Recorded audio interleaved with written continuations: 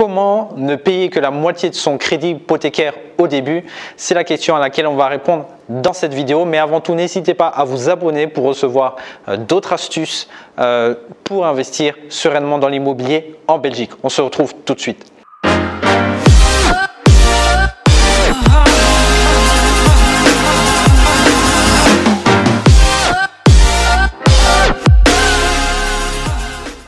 C'est une question super importante et ça est très simple. En accumulant plusieurs astuces comme ça, vous allez avoir une stratégie, vous allez avoir un esprit clair sur ce que vous savez demander à la banque ou pas. Alors, pour le faire, vous devez trouver un bien avec des travaux effectués.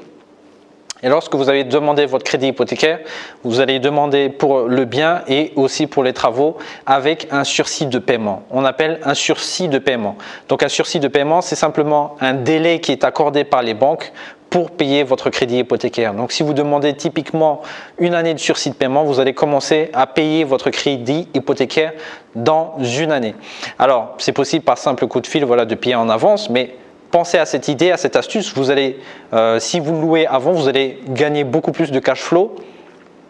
Et ce qu'il faut savoir, c'est que dans le crédit hypothécaire, il y a deux parties. Donc, il y a le capital et les intérêts. Vous allez quand même payer des intérêts qui représentent à peu près 50-55% du crédit hypothécaire au début. Donc, voilà, si votre crédit est à 600 €, vous allez payer 325 par exemple. Ça dépend des taux, etc. Mais 325 € d'intérêt pendant un an. Alors, typiquement, les banques ont mis en place ce sursis de paiement, surtout pour les biens qui sont en construction. Pour les constructions, oui, la personne ne sait pas se loger, elle a besoin d'une facilité, donc on fait ça. Donc, ça peut durer 1 an, 2 ans, 3 ans. Et il faut évidemment que le sursis de paiement soit en accord avec le devis que vous allez montrer. Donc, si vous demandez 10 000 € de travaux et que vous demandez une année, ça ne fait pas sens, il n'y a pas vraiment de cohérence, donc ce sera possiblement refusé.